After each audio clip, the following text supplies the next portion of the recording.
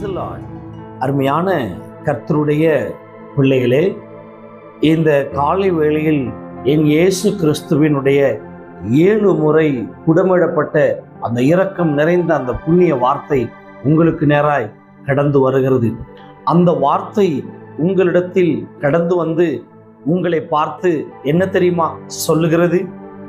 மகனே, நீ நீடித்த நாட்களாய் வாழ வேண்டுமா? உன்னுடைய ஆயுசு நாட்கள் நீடித்திருக்க வேண்டுமா? உன்னுடைய ஆயுசு நாட்கள் அதிகமாக வேண்டுமா? வியாதி இல்லாமல், சஞ்சலம் இல்லாமல், பலவீனம் இல்லாமல், தவிப்பு இல்லாமல், இன்னும் அநேக காரியத்தில் நீ நெருக்கப்படாமல் நீ எப்பொழுதும் சந்தோஷமாய் வாழ வேண்டுமா? அப்படி நீ வாழ வேண்டும் என்று சொன்னால், உன்னுடைய நாட்கள் அதிகமாக வேண்டும் என்று சொன்னால், எந்த காரியத்திலும் விழுந்து போகாமல் நல்ல நிலைமையில் நீ வாழ வேண்டும் என்று சொன்னால், என் தேவனுடைய வார்த்தையின் பிரகாரம் நீங்கள் நடக்க வேண்டுமா? என் தேவனுடைய வார்த்தையை காத்து கொள்ள வேண்டுமா?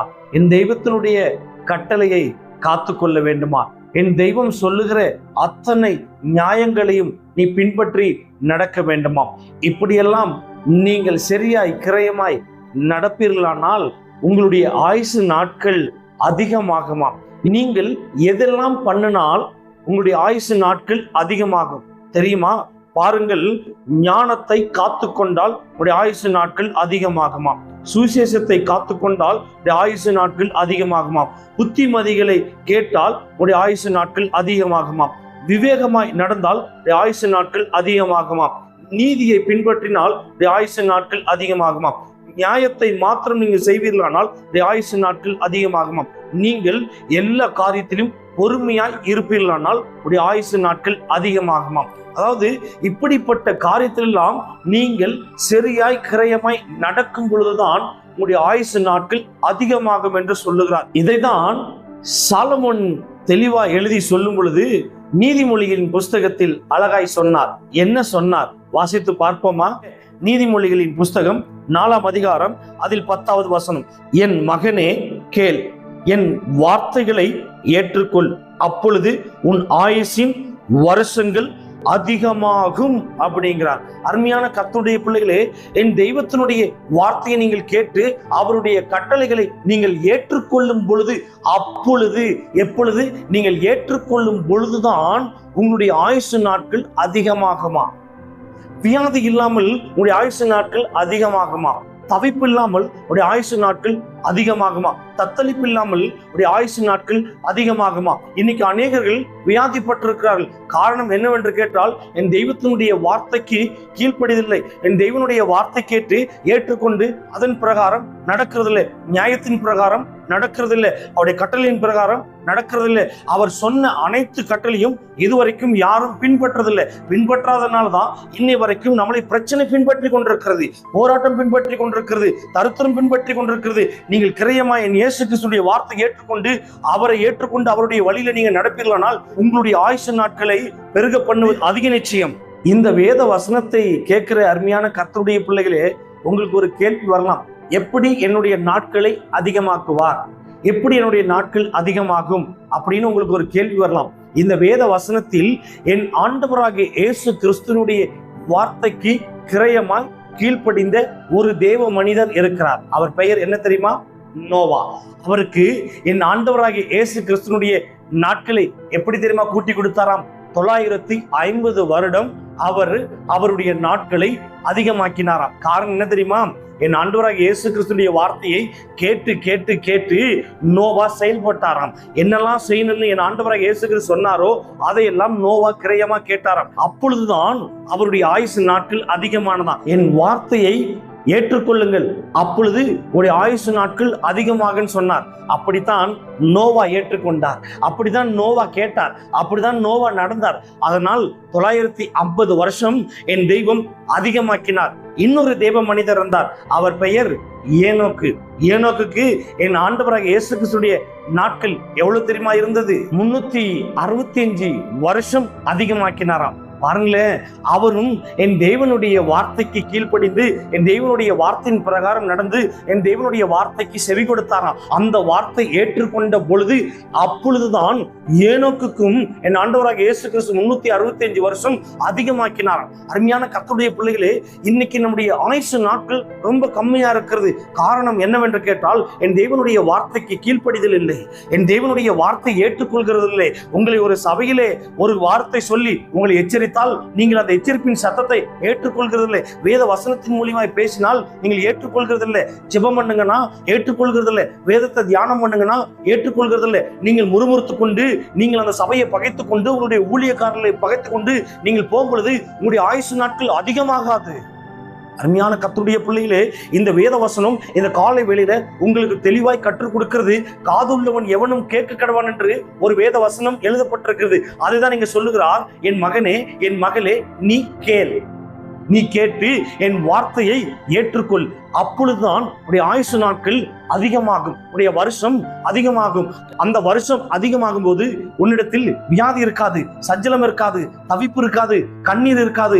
அநேக காரியத்தில் நான் உன்னோடு கூட இருந்து உன் நாட்களை அதிகமாக்குவேன் என்று இயேசு கிறிஸ்து சொல்லுகிறார். நீங்கள் கீழ்ப்படிந்து என் ஆண்டுடைய வார்த்தையின் பிரகாரம் நீங்கள் நடக்கும் பொழுது நீங்கள் மாத்திரமல்ல, உங்களுடைய பிள்ளைகளுடைய ஆயுசு நாட்கள் அதிகமா இருக்குமா, உன் குடும்பத்தில் உள்ள ஒவ்வொருடைய ஆயுசு நாட்களும் அதிகமா இருக்குமா. அதுக்குத்தான் இந்த வேத வசனத்தில் தெளிவாய் சொல்லுகிறார், என் வார்த்தைகளை ஏற்றுக்கொள் மகனே, என் வார்த்தைகளை ஏற்றுக்கொள் மகனே. நீ ஏற்றுக்கொள்ளும் பொழுது நிச்சயமாய் உன்னுடைய ஆயுசு நாட்கள் அதிகமாய் இருக்கும் என்று சொல்லுகிறார். கொஞ்சம் பொறுமையாய் என் ஆண்டுடைய வார்த்தை கேளுங்கள், நீதியை மாத்திரம் பின்பற்றுங்கள், பொறுமையாய் இருங்கள், சுவிசேஷத்தை ஏற்றுக்கொள்ளுங்கள், சொல்லுகிற சிச்சையை கேளுங்கள். சிச்சிக்கப்படும் பொழுது நீங்கள் சிச்சிக்கப்பட்டா மட்டும்தான் உடைய ஆயுசு நாட்கள் அதிகமாகுமா?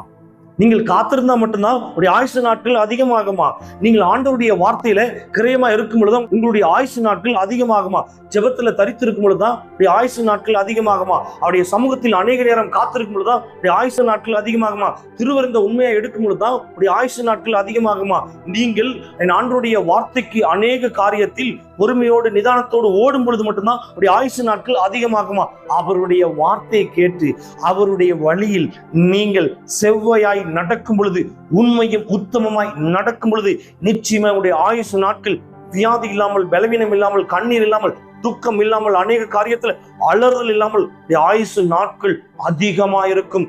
ஆயுசின் வருஷங்கள் அதிகமாயிருக்கும். அதில் எந்த மாற்றமும் இல்லை. நீங்கள் ஒரு பலவீனத்தையும் பார்க்க முடியாது. காரணம் என்னன்னா, என் ஆண்டவராக இயேசு கிறிஸ்துவின் வார்த்தைக்கு நீங்கள் கீழ்ப்படிந்து அதன் பிரகாரம் நீங்கள் நடந்து ஏற்றுக்கொண்டாலே போதும். நிச்சயமாய் அவர் உங்களை ஏற்றுக்கொண்டு அவருடைய கரத்தில் சுமந்து கொண்டு நடத்துவது அதிக நிச்சயம். எதற்காக இந்த காலை வெளியில இயேசு கிறிஸ்துவின் 7 முறை புடமிடப்பட்ட இந்த வார்த்தை உங்களுக்கு நேராய் வருகிறது உங்களுக்கு தெரியுமா?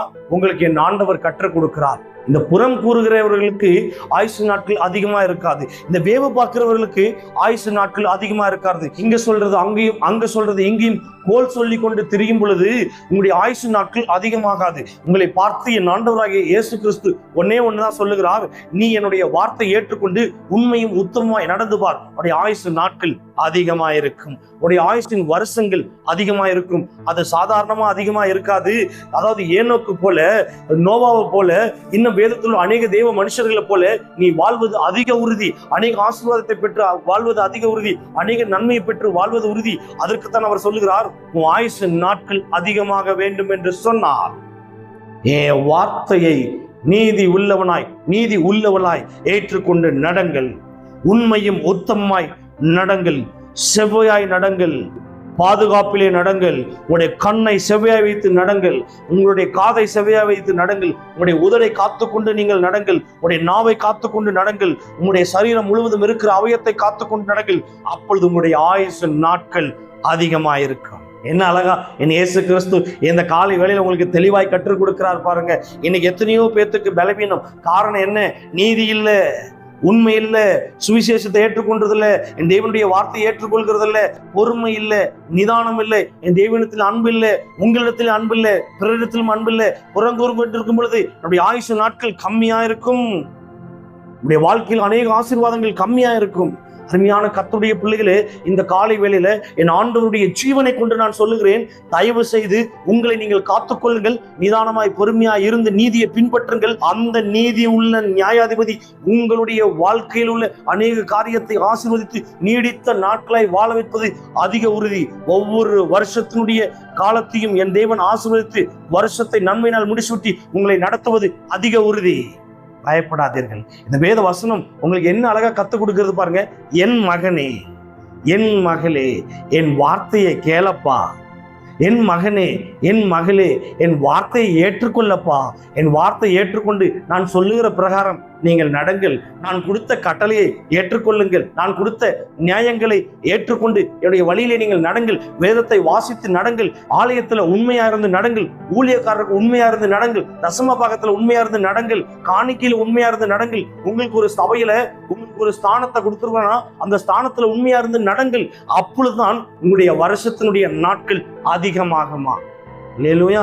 நீங்கள் அநேக காரியத்தில் செவ்வையாய் நடந்து உங்களுடைய நாட்களை, உங்களுடைய வருஷங்களை நீங்கள் காத்துக்கொள்ளும் பொழுதுதான் ஆண்டவராகிய இயேசு கிறிஸ்துவினுடைய நன்மையை நீங்கள் சுதந்தரிக்க முடியும். நோவா சுதந்தரித்தது போல, ஏனோக்கு சுதந்தரித்தது போல, இன்னும் வேதத்தில் உள்ள அநேக தேவ மனிதர்கள் சுதந்தரித்தது போல நீங்களும் சுதந்தரித்து கொள்வீர்கள். இந்த வேத வசனத்தின் பிரகாரம் உங்களுடைய ஆயுசு நாட்களை என் தேவன் ஆசீர்வதித்து ஒவ்வொரு நாளும் காத்துக் கொள்வாராக. இஸ்ரவேலின் ஜெயபலமானவரே, அப்பா, இந்த தேவ வார்த்தையை இந்த காலை வேளையில உம்முடைய பிள்ளைகளுக்கு கொடுக்கிறதற்காக நீர் சித்தம் கொண்டீர் ஆண்டவரே. எதற்காக இந்த வார்த்தையை உம்முடைய பிள்ளைகளிடத்தில் அனுப்பினீரோ எனக்கு தெரியாது. ஆனால் இந்த வார்த்தையில் கேட்டு உம்முடைய பிள்ளைகள் நீதியை பின்பற்றி உண்மையும் உத்தமமாய் நடக்கும் பொழுது நிச்சயமாய் உம்முடைய பிள்ளைகள் ஆசீர்வதிக்கப்பட்டிருப்பார்கள். அவருடைய நாட்களும் நீடித்திருக்கும் ஆண்டவரே.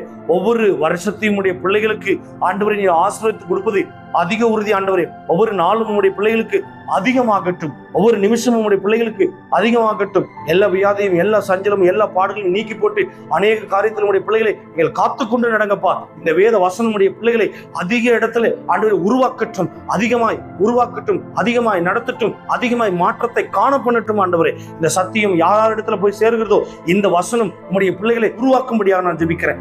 ஆசீர்வதித்துக் கொள்ளுங்கப்பா, கிருபையில மறைத்துக் கொள்ளுங்கப்பா, பெரிய காரியத்தை செய்யுங்கப்பா. இயேசு கிறிஸ்துவின் அதிகாரம் நிறைந்த இரக்கம் நிறைந்த புண்ணிய நாமத்தில் ஜெபிக்கிறேன். ஜெபம் கேளும் எங்கள் நல்ல பிதாவே. ஆமென். God bless you.